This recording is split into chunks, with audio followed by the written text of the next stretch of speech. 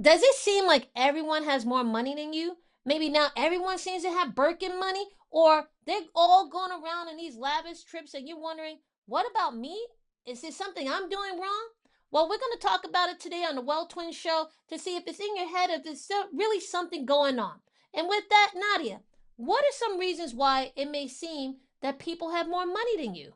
Well, I think one of the reasons may be because a lot of people are putting out there on social media these exotic trips and these fancy lifestyles, like they have these nice cars and everything.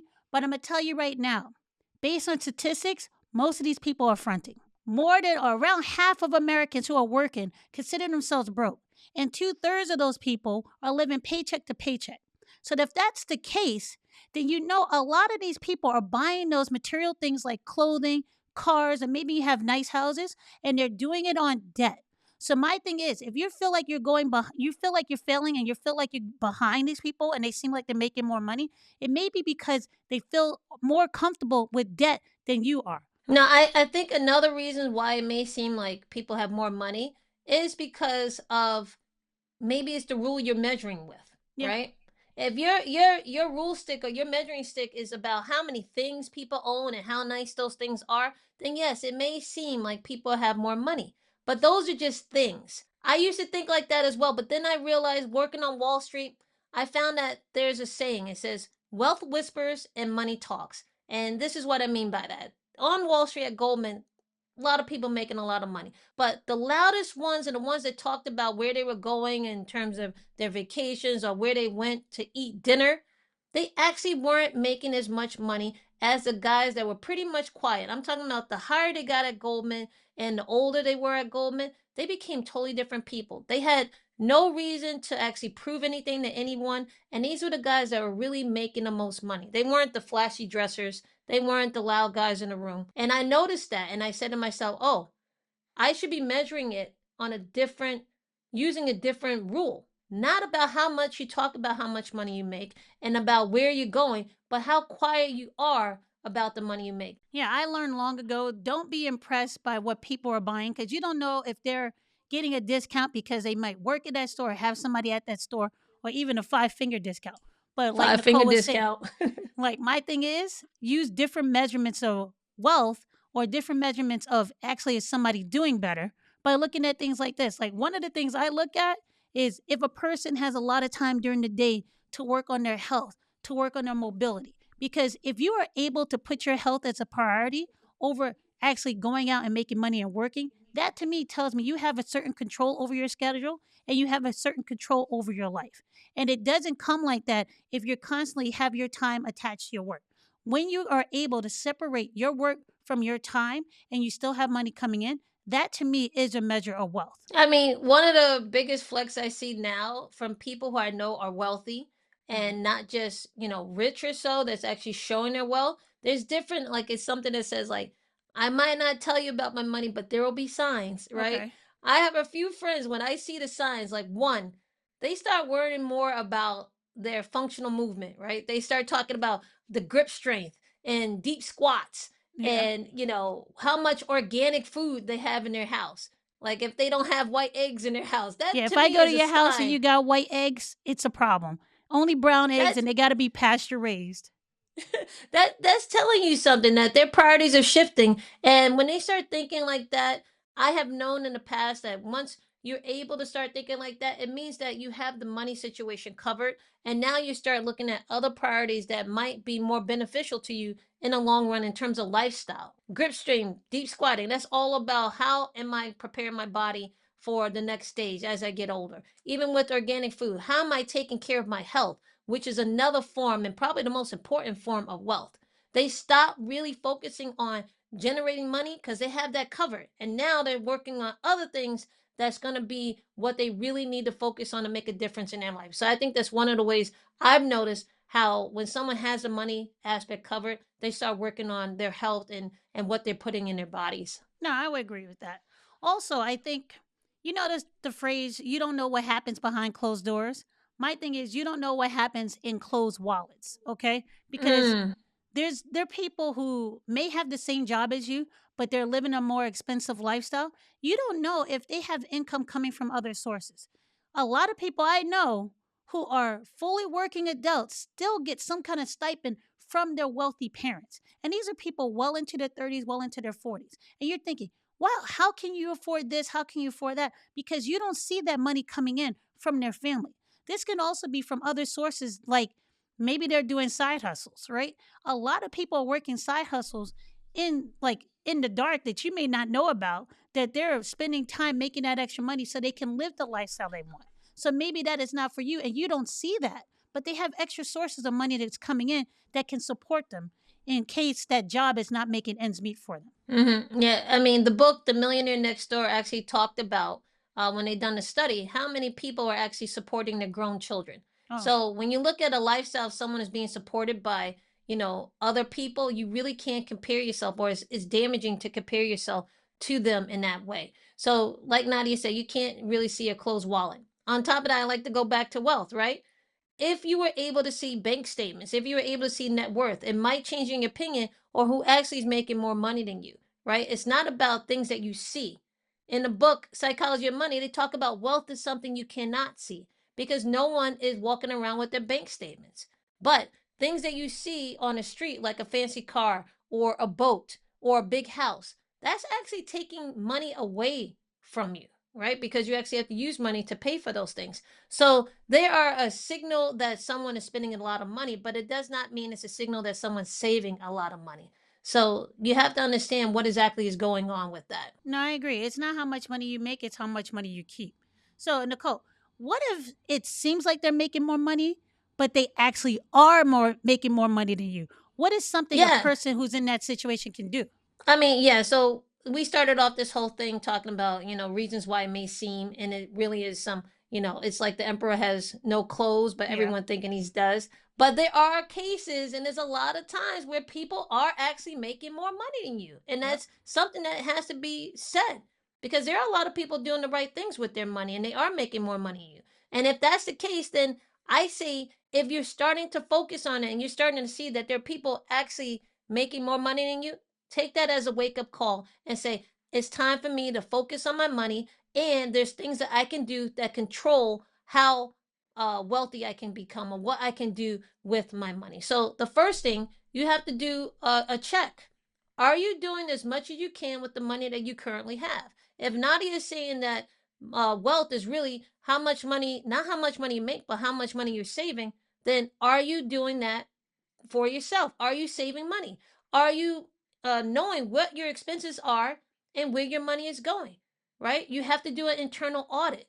Where is your money going? Because a lot of times it may not be that you're not making enough money. It's more so that you're not using it to the fullest potential. Nadia, what do you think? What's the next part someone would do if the case is people are actually making more money than them? I think if that is the case, and especially if you are comparing yourself to coworkers, and if you know what their actual salary is, which is probably rare, you probably would not. But if you guess what their salary is and you know what the range is, and you want to make yourself have an income jump, then you need to acquire more skills. Okay. No one's going to bring you up to another level if they don't feel that you're ready for that level. One of the things I learned is that you have to make it easier for people to bring you up to that next level. The way you make it easier is by making yourself more marketable. What skills do you need for that new role? What can you do to make yourself more of a candidate that would do well in that role? There's a lot of training that is given at jobs, and there's a lot of ways that you can step up and say, look, I'm that person for that promotion because you want to get that bump in pay. It's not left up to chance. You have a lot of control. One of the things that we talk about is having a contract year. We develop it from sports, but the main thing is here's the things I need to hit within this year to really make a jump in my profession or in my career to get that extra bump in pay. Now, maybe it may not come from the company you're working at because maybe there might be too many people at that level, but that can help you move to another company and get that promotion there. Okay. So you're giving yourself more options in order to make more money, and it's within your control. A lot of times you might not even have to make a jump to another company or get a promotion in order to get more money. People and companies pay you based on the value that you bring, how you impact their bottom line, not about how many hours you work.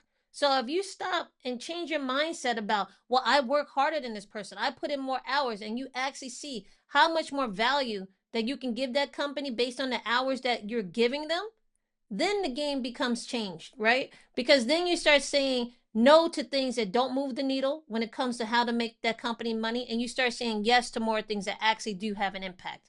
When you have that mindset shift and you start looking at the activities you're currently doing and seeing how they impact the company line, you will make a huge jump, because this is not something we're saying that is just, theory. Okay. This is something that Nadi and I both did, right? And I was able to jump my income up 100%, right? Just by saying, I want to make this a contract year, then what can I do when it came to this, right? And yeah, for me, I had to move different companies. But actually, when I did move to the next company, I changed what I was doing and I received the promotion and an increase in pay just by staying at that company, but also changing the activities I did that help impact that company's line. So this is not theory. This is something you can do, and you can actually start it tomorrow to change the fact. If you feel unsatisfied or you think that people are making more money than you and you know that's true, then put some power back in yourself and say, hey, I'm going to take care of this. No, I agree with that. Just to make it more granular for people, every company has this. They have the money making lines and they have the expense lines.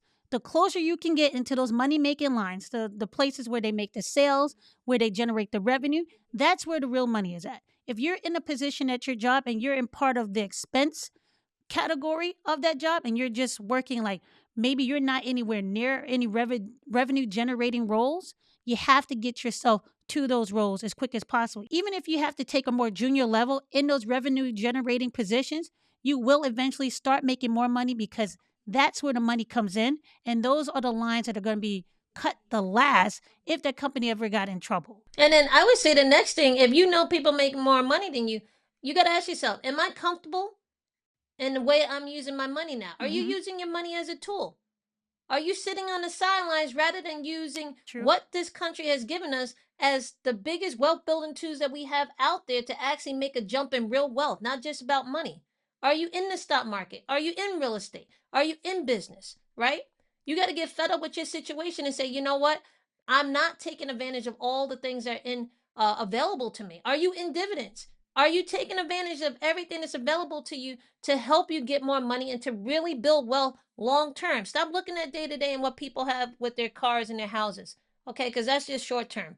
What are you doing on a long term basis to grow your money and to make sure that you're the one people are looking at saying, oh, wow, what are you doing? What is your game plan? You have to have a game plan. And that game plan for me and Nadia was stock market, real estate, and business. And I believe that's something that anybody can use to grow their wealth. No, I would agree with that. If you have to understand what kind of life do you want, right?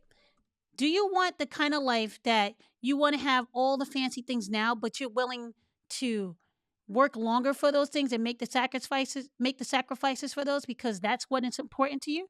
Or do you want a life that you're steadily building wealth and that wealth is going to take care of you when a time that you don't want to work or you can't work? I made that decision a long time ago that I don't care about material things. I don't have outward appearances of wealth. But what I do have is a lot of time freedom.